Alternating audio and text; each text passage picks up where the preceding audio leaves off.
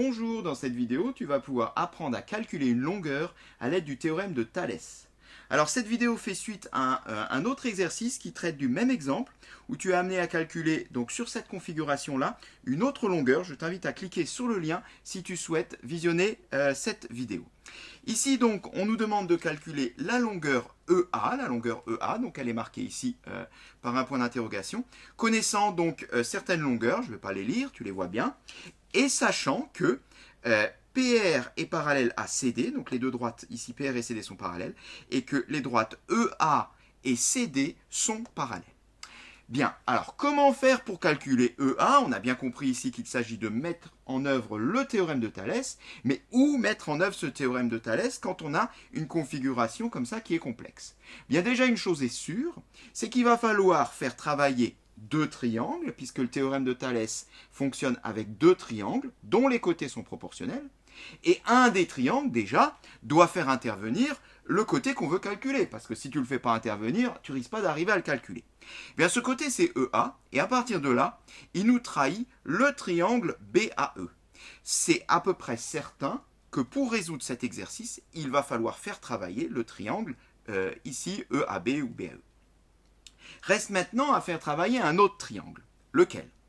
Eh bien là, il y a deux possibilités. Soit on fait travailler BRP, pour lequel je connais une longueur, 4. Soit je fais travailler BDC, ou BCD, pour lequel je connais deux longueurs, CD qui vaut 6, et BD qui vaut 5. Eh bien le choix est vite fait. Pour avoir le plus de chances de trouver la solution, il faut travailler avec les parties de la figure qui comprennent le plus de longueurs connues. Donc ici, eh bien, on va travailler avec le triangle BCD, deux longueurs connues, et le triangle BEA, une longueur connue.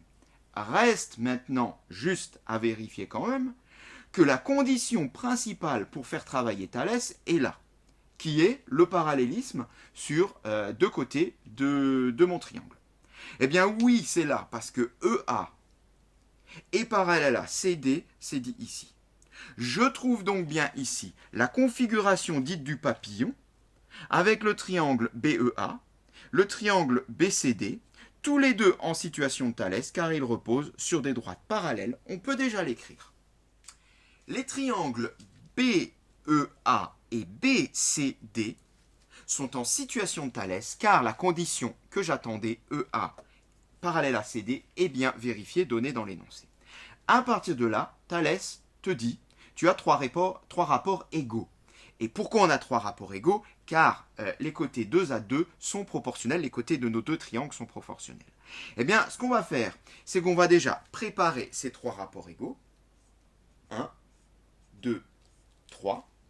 On va faire figurer en haut les côtés du petit triangle. Donc ici, les côtés du triangle BEA. Et en bas, au dénominateur, les côtés de l'autre triangle, donc du grand triangle, BCD. Voilà. Et donc, ces trois rapports sont égaux. Quels sont ces trois rapports? Eh bien, on va chercher sur les triangles les côtés qui se correspondent. Si par exemple, je dis BA. Si je dis BA, eh bien, le côté qui lui correspond sur l'autre triangle, c'est BC. BA sur BC. Ils doivent être dans le prolongement l'un de l'autre. BA, ici, BC pour l'autre. Continuons, toujours en prenant un des côtés du petit. Alors maintenant, je vais prendre BE. Qu'est-ce qui lui correspond sur le grand? Eh bien, BE sur BD. Si je dis BE sur l'un, je dis BD sur l'autre.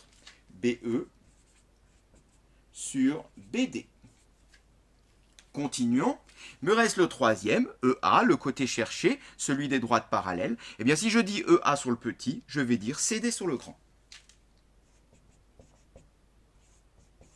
Voilà mes trois rapports de Thalès qui se construisent en mettant les côtés d'un triangle au numérateur, les côtés de l'autre triangle au dénominateur et en les faisant bien correspondre 2 à 2, l'un et l'autre dans le prolongement l'un de l'autre, et les deux droites parallèles pour le troisième rapport.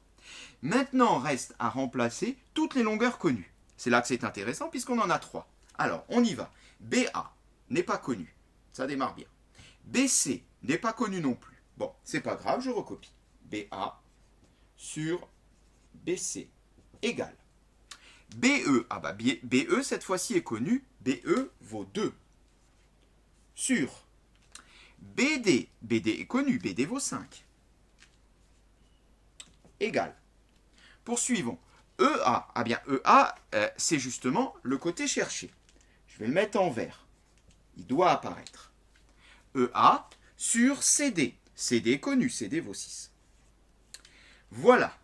On a maintenant une nouvelle écriture de nos 3 rapports, seulement cette fois-ci avec des valeurs numériques. Et là, tout va changer, car on va pouvoir très facilement déterminer la valeur de EA. Pour cela, il suffit de trouver un petit quadruplé dans lequel je fais bien apparaître mon côté cherché et je connais la valeur des 3 autres nombres. Et on va pouvoir fonctionner par proportionnalité, par la règle du produit en croix ou de la 4e proportionnelle pour trouver donc cette longueur cherchée. Eh bien, ce petit quadruplé, il est ici. J'ai ici donc 4 longueurs, dont ma longueur cherchée, et les 3 autres sont connus. Bien, pour le reste, c'est simplement du produit en croix. Je multiplie ici sur la diagonale, comme nous fait penser le signe multiplié. Donc je vais faire 6 fois 2. Puis je redivise sur la colonne, par chance, comme nous fait penser le signe divisé, avec les 2 points l'un en dessous de l'autre. Ça n'a rien de mathématique, c'est juste un truc pour s'en rappeler. Puis je divise donc ensuite par 5. Donc 6 fois 2 divisé par 5, ben ça c'est quoi? Bien ça c'est tout simplement ce qu'on cherche, c'est-à-dire EA. Eh bien, allons-y, 6 fois 2, 12, 12 divisé par 5, 2,4 exactement. EA est égal à 2,4 dans les conditions énoncées de cet exercice. Et cette séquence est terminée.